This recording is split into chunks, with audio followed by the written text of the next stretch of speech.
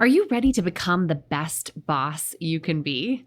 I know you already care about investing in your leadership development because you're listening to the Bossed Up podcast.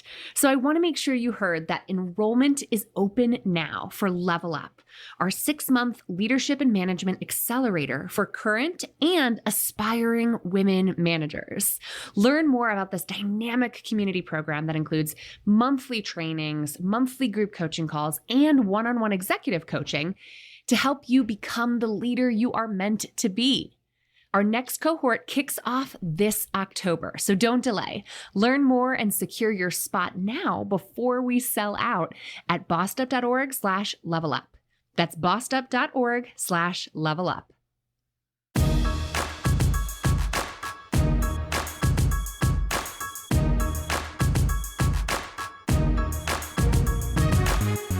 Hey, and welcome to the Bossed Up Podcast, episode 472. I'm your host, Emily Aries, the founder and CEO of Bossed Up. I am so excited to dive into today's discussion all about life beyond the grind, life beyond the hustle, and really transforming the daily grind into the good life. And today's conversation really feels like a blast from the past because I get to sit down with one of my favorite authors of all time, an old friend of mine who I used to rub shoulders with quite a lot when I lived in DC back about 10 years ago now. And that is Brigid Schulte. Brigid Schulte is someone I've referenced many times here before after her book Overwhelmed, Work, Love, and Play When No One Has the Time came out early in my bossed up journey.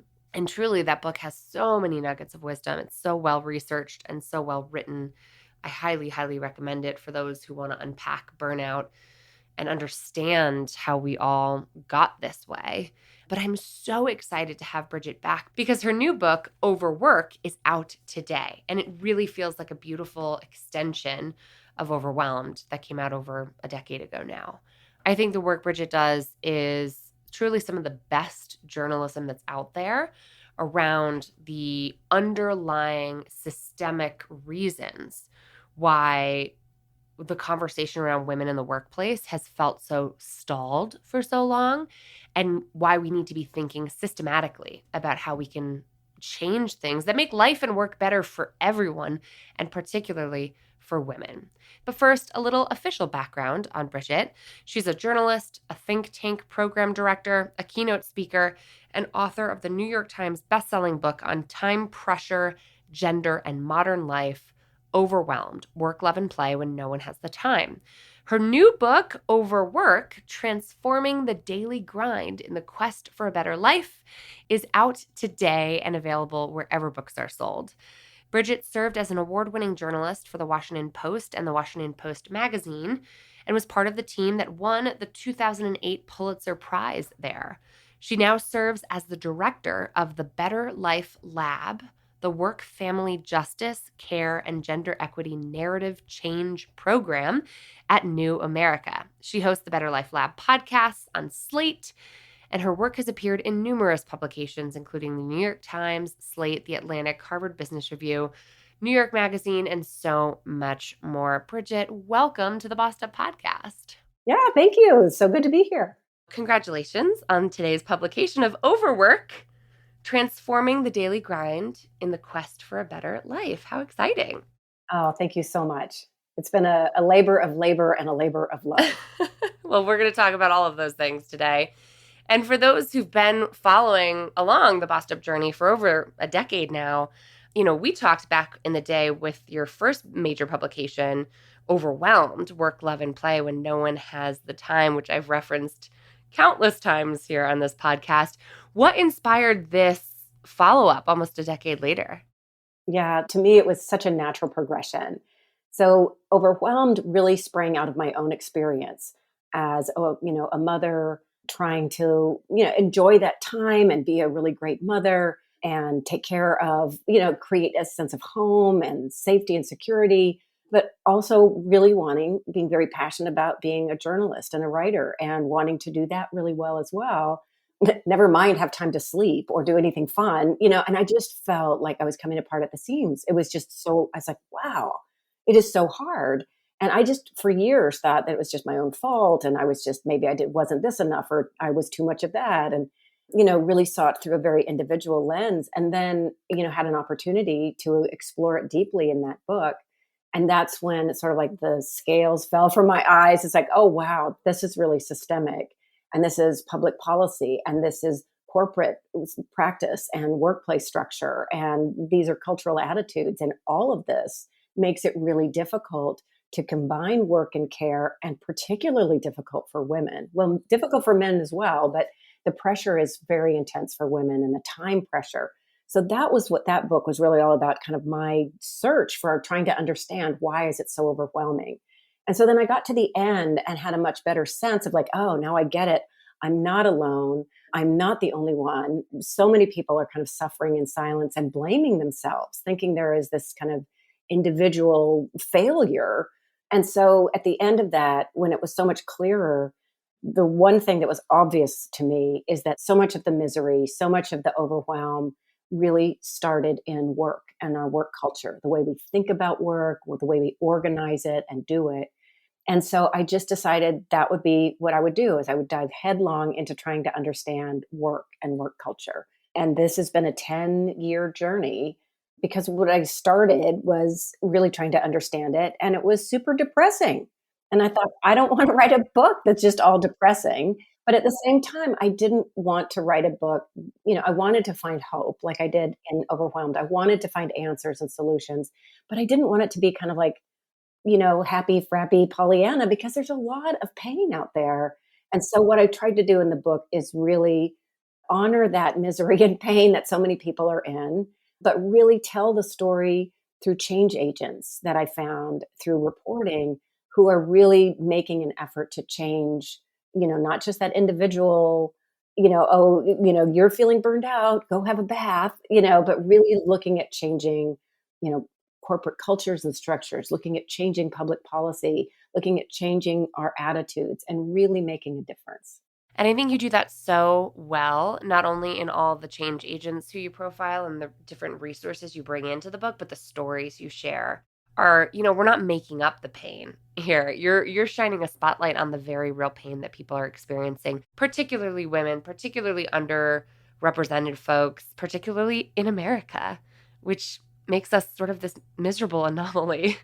And I do think this has so much to do with American individualism. So why don't we start there? Like a lot of the narrative, the public narrative around work has always been about the American dream. You can work hard and get ahead. You can do better than your parents did in the generation before you. You can pull yourself up by your bootstraps. And even the lean in message, that Bossed Up came about around is like, don't take your foot off the gas pedal until you have to. And maybe we can personally figure out how to hack our way into this system. And that individualist approach is something we've been really kind of evolving here at Bossed Up 10 years in to like having my own personal feminist existential crisis and saying, okay, well, what might it look like if we detach from that American individualism? So what's particularly changed about work since like the 1960s that has made that narrative, that American dream, more of a myth now than it used to be?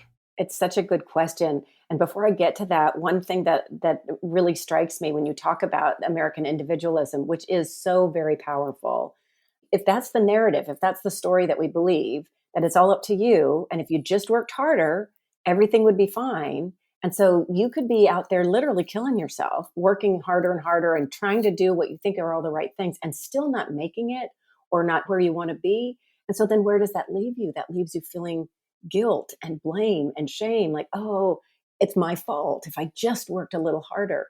And I think that's what's so harmful, because that's not what's been happening.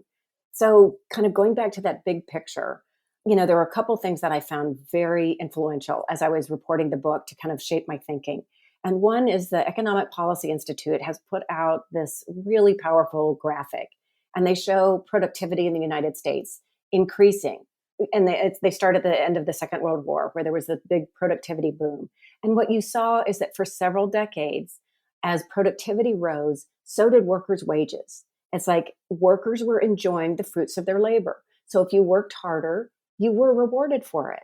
And then what started happening in the 70s for a whole host of reasons is that productivity continued to rise, and you could just see it just going exponentially up, but wages stopped rising and they started to flatten out and stagnate.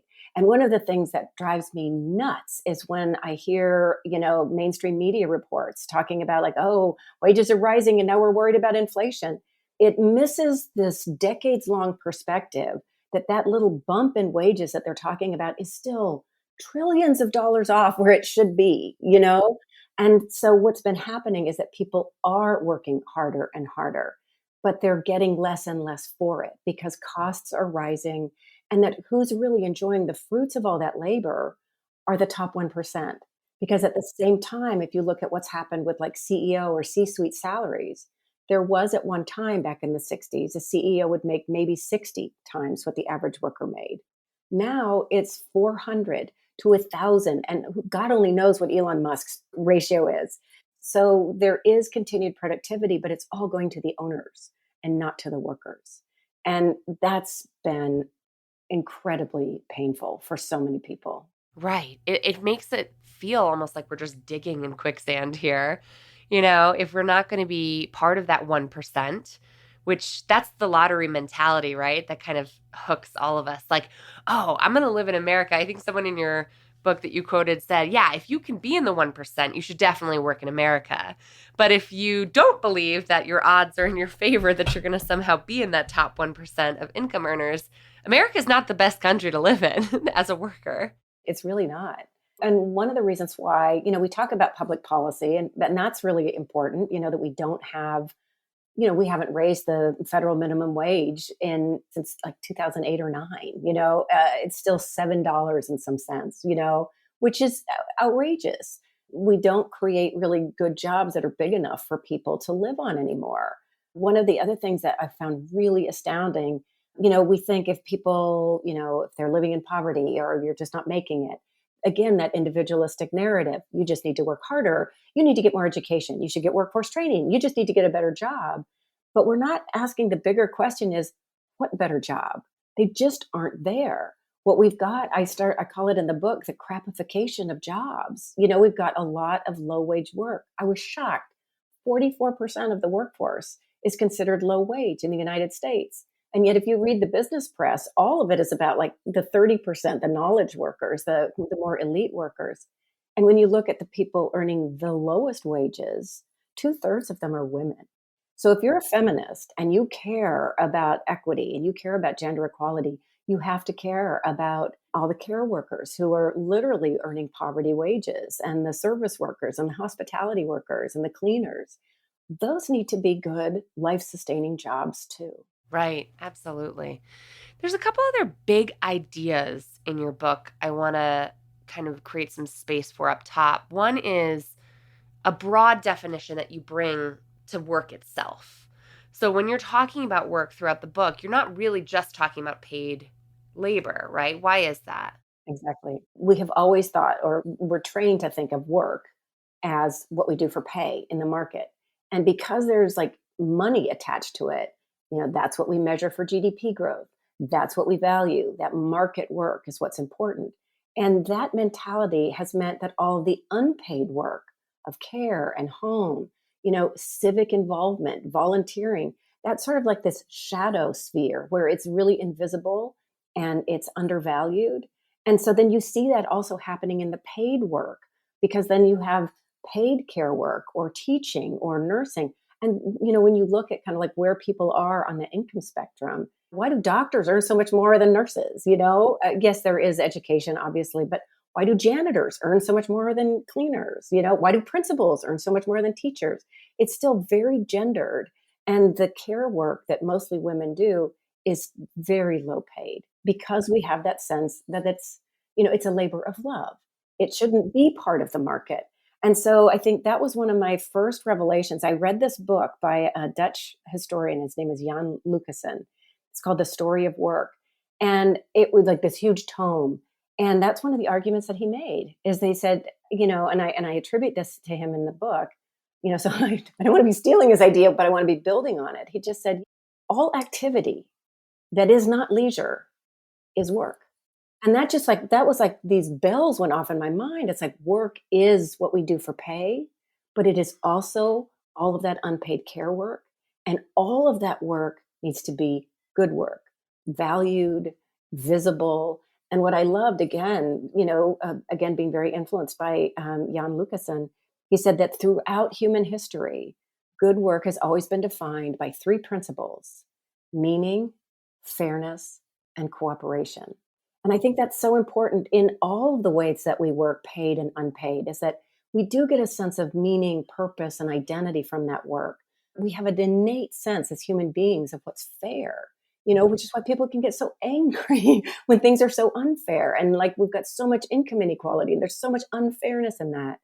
And the third thing is that cooperation, which is that we are not islands, that we as human beings are cooperative, and that the best work is when we work together, that's when it's most meaningful. And again, that butts up against individualism and like this consumer culture that especially millennial parents are feeling, because so many of my peers don't live near family. I'm very fortunate that my whole East Coast family moved out here to Denver, which is great. Oh, that's wonderful. Nice. And, it's a game changer because we were never meant to do this alone. I think in Overwhelmed, did you mention allo parents in that book? Yes, I did. I learned that term from you, and I think about it a lot, honestly, because we were never meant to parent with just two parents or just one parent, God forbid, right? So that, again, that whole collectivist approach and social approach to work, unpaid and paid, really butts up against this hyper individualism that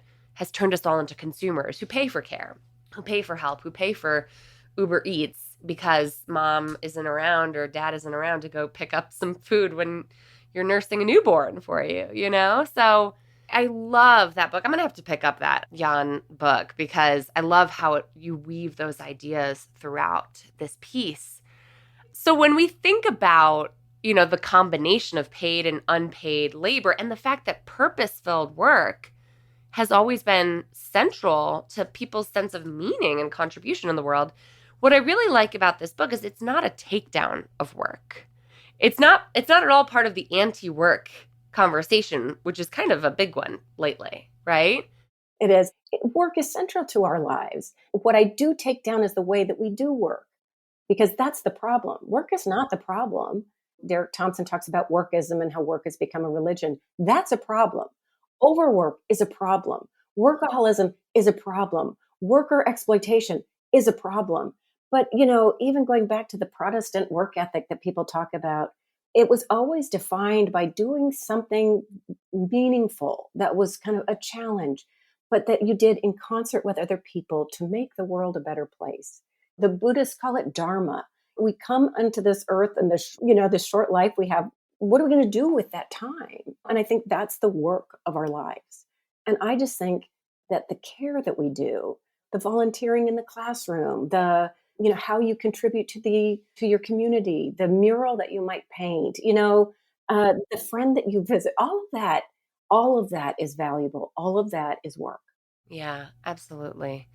And it used to be more possible before everything you described happening since the 1960s and 70s. It used to be more possible to have a living wage, even if you weren't, a knowledge worker in the white collar kind of work environment, to find meaning in your retail work, to find meaning in your care work, in whatever paid labor keeps the world turning, and then have a life outside of work. And so it is depressing. I'm not going to lie. The first two chapters in your book, I was like, oh my God, things are so bad, so systemically bad. It makes me overwhelmed just thinking like, how do you untangle this ball of yarn? So let's talk solutions, because there are some great solutions out there. And I particularly, by the way, love your appendices, which are like a nice little cheat sheet for all the great ways that you can systemically unpack this. If we acknowledge first and foremost that individual solutions, the wellness programs, the meditation apps are like not cutting it. They play a role. So it's like I'm not hating on work, and I'm also not hating on those individual solutions. But what I do argue is that for real change, and I think the change agent stories really show that, you need to be thinking about it on three levels. What can we do as individuals? Because that's where we live. We need that sense of agency. What can I do? What can I do if I'm a leader on my team? What individual change can we make? But we also need to look at organizations, what organizational change, and then look at public policy, cultural attitudes, that those larger changes. We need all three of the, we need to push on all three of those levers. Okay, I love that. Let's jump ahead to lever number 2 then. What organizational solutions, just because here at Bossed Up, we've covered a lot of the individual angles. What are some of the highlights that stood out to you in terms of organizations who are doing this right, who are willing to reimagine work? Do you know probably the most shocking thing to me? And I spent 10 years researching and reporting this book, and I've talked to a lot of people. I've read a lot of stuff, and it's going to sound so simplistic, but it really all comes down to leader mindset. It is shocking to me. I read so many wonderful research reports about organizations that would have a creative leader pop up, and they would try a really innovative work redesign, and they would design it well and implement it well, and they would gather data and they would iterate, they'd learn from it, and it worked beautifully, and people were happy and well-being was high. So was productivity, profits, the work got better. It was better for everybody. But then a new leader would come in, oh, what is this? I don't work this way. And then just trash can it over and over and over and over again. And so what I came to see, a key driver of any organizational change is really leadership mindset and what leaders choose to believe, and just the power of story. Heather McGee wrote, I was so influenced by this. She said, everything we believe comes from a story we've been told. So, a lot of leaders buy a story of work that they succeeded in. And let's look at who the leaders are. Most of them are white men. Most of them have not had primary responsibility or maybe any responsibility for care, the work of care and home. They've had a partner do all of that, or they don't have it, or they don't know their children's names, or they don't have children. That's been very kind of ideal work focused. So that's who's in charge. And they grew up in that very masculinized, overworked, work devoted system where you kind of hide your, any kind of duties that you might have outside of work or any interests you have outside of work. And what's interesting is like where they go for information is not down. It's not like they don't even know. Most companies don't even know what care responsibilities people have. And there was a Harvard Business School study that showed 70% of employees, of workers have some kind of care responsibilities, particularly as our population ages and more people have like aging parents that they need to care for. I mean, that's sort of where I've moved. My kids are older. I've got a 92-year-old mother. Sorry, I'm giving her a little bit of extra heft there. But so 70% have care responsibilities, but most leaders don't know that.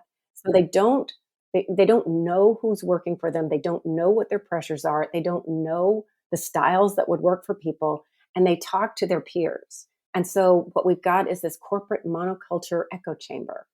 And it's all based on a story that they believe based on their own personal experience. And I don't know any better definition of bias than that right there. Yeah, absolutely. And as a leadership development professional, my heart is just singing as you say all of this, because even in the appendix, you say like, get the basics right, like what does good management look like? Let's be creative here when we enable people to have some agency for getting things done. But good management should be outcome oriented, should be crystal freaking clear, and should be, open to listening in a mutually beneficial way about like what will work for folks. And you even go as far as to advocate, for middle managers to have, first of all, you say middle managers have a lot of influence here. A lot of power. Do you want to speak to that? Yeah. So all of these are sort of like these big aha moments. So I was really interested. You talk about the anti-work movement, and there is that, but there's also this other really exciting movement that's sort of picking up steam of shorter work hours, or the 4-day work week movement. And so I was tracking that, I was following it. And I got to tell you, in the States, I got a little frustrated with it because it tends to be, I think it's better now, but when I started working on the book, it tended to be very knowledge worker, kind of tech bro, We can say his name. Tim Ferriss is just outsourcing all of this labor to no benefit contractors. That's like his whole hack, right? Well, the people who are doing the 4-day work week movement, that's not going to get you to gender equality necessarily. That's like people who are going to do it so they can go surfing on Friday. So it's a very elite group. And again, what I'm most driven by in my life is I want equitable access to the good life across race and class and gender. I am all about gender equality. That's what drove Overwhelm. Overwork is really all about gender equality, at its heart. It's about a lot of things, but that's really what drives it. So I wanted to know more about the 4-day work week, but I ended up going to Iceland. And I know everybody's like, oh my God, Iceland, they're so small. And why'd you go there? And we could never be Iceland. That's true. It's homogenous, it's teeny tiny. But what's fascinating is that they made short work hours available to 85% of the workforce. So, yes, the tech bros, but also nurses and doctors, police officers, childcare workers, shift workers, pool attendants, and they did it for two reasons. One was for well-being and stress and making people's lives better, having more space and time for your life. Well, actually, three reasons. The second reason was for gender equality. And the third was to make work better. And so I went to see, well, how do you do that? Okay, because I would love to work a 4-day work week, but I end up working way too much. I love my work. I also have too much to do. And I get tired. And so then I become inefficient. All of those things, I struggle with all of this. So I'm not here as a guru. Listen, I wrote this book because I need it too. But I went to see, like, well, how do you do it? And it comes back to your point of like leaders and managers and middle managers. Because what was fascinating to me is what they had to do is really an organizational excellence mission and figure out from the start, who are we? What do we do? How do we make our money? What's our value? What do we do differently? What's the best way to do it? Who needs to do what? By when? What's the best way to do that? What's the process? And they redesigned all of that. And, a lot of what they found were like, wow, why do we do this meeting? Why do we do that meeting? They had to interrogate the way they worked because they were just going off on like kind of status quo bias. And I love it. Now that I think the 4-day work week movement has evolved and there's now more class equity, which I think is good. But when you talk to some of those leaders, they'll say, really, a shorter work hours, pilot or effort is really an organizational excellence mission in disguise. And middle managers are the key to that because the leaders need to set the vision and kind of give you the permission to do it. But the middle managers are the ones who execute it. And I think that was what was so interesting in Iceland. I met with the architects and I had lunch with someone from the federal government and someone from the big unions. And they would have this meeting every week to try to help people figure out how to do it. And they just said, middle managers will make or break any kind of work redesign that you got going. Absolutely. And like that precision of people management, that like next level leadership skill set is just, to me, like the missing link in so many organizations that can help make or break it. Like, yes, you need clear KPIs or a vision set from the senior leadership team. And then we have to really empower the level beneath them and the level beneath them, if it exists, to actually meet those goals however they see fit. I know our time is limited, but I would be remiss to not ask about some of the biggest public policy initiatives that can help unlock the good life for everyone, to really drive equity, to your point. We've talked at length on this podcast about our childcare affordability crisis, about rights for pregnant workers, about sort of the renewal and renaissance around unions and workers' rights. What among all the public policy levers that you think our federal government can actually pull do you feel most optimistic about right now? Well, If any. how about yeah. Well, I mean, I'm fighting the good fight here, and it's astounding to me how difficult it is, in the United States. We are so far behind in some of these policies that would make work and life better for people, but also make the society stronger and businesses stronger and democracy stronger. So I think we are kind of frozen in some very poisonous and outdated narratives, which is why at the Better Life Lab, we're trying to work on narrative change, on truer and more positive narratives to get us going in a direction that can actually benefit all people. But to answer your question, let me go aspirational. Because we know we need better, not just childcare, we need better care infrastructure. We need a lot more federal investment, federal and state investment in that, because it's a market that doesn't work. Parents pay too much, care workers earn too little, there's not enough to go around. Providers don't earn any money. It's a system like schools. It needs to be considered a public good, like a school, like a library, that care is something that helps all of us live better lives, helps our economy go, helps businesses run. And so it's something we need to embrace and work on together. We absolutely need paid family and medical leave, paid annual leave, paid sick days. I mean, it's astounding that we are this huge economy and we don't have any of those protections. We need better worker protections, worker rights, worker voice. Put workers on corporate boards like they do in Germany. We need better unemployment systems so that instead of a layoff or a firing spiraling you into chaos and poverty, it can kind of like give you a buffer and help bounce you up and into the next thing. But I would say key to all of that, and this is why I want to go aspirational, and I write about it in the last chapter, is really rethinking our economy itself, really rethinking all of our systems and how we measure our value and success. And I was really struck by this other new movement, the well-being economy movement, where you measure your success not by GDP or growth or quarterly profits or your stock, what the stocks are doing. All of those things that we use to measure our wealth, it's wealth for whom? 50% of the people have not a dime in the stock market. So, you tell me how the stock's doing, that doesn't tell me how I'm doing. And so when you have a well-being economy, and there is this nascent movement, I spent time in Scotland, they're sort of the directorate of the well-being economies movement, government movements. The way you measure your success and your wealth is the health and well-being of your people, the planet, your society. So then rather than looking at the stock market, you look at child poverty, or you include the stock market and GDP and child poverty and maternal mortality and, how many public parks you have and social isolation and loneliness. You look at all of that, because when you put all of that on the table and you get a clearer picture of the lives people are really living, it leads you to make different decisions about the policies that could make life better for everybody. I love it. Talking about KPIs, right? Like, that's good management of a government, of a country. Like, what's on our leadership dashboard here? Because it shouldn't just be quarterly profits. I love that reimagining. Brigid, thank you so much for sharing such a aspiring but also inspiring vision for where we can go to make this better and make work for everyone. Where can my listeners learn more about you, the work you direct at the Better Life Lab, and get their hands on a copy of Overwork? Well, first of all, thank you so much for having me. It's so wonderful to reconnect with you. I love the work you're doing. The book is available just anywhere that you buy books. There will also be an audiobook for people who like to walk and listen, which I do as well. I love reading and listening. People can find out about me. I've got my website is brigidschulte.com. That's pretty easy.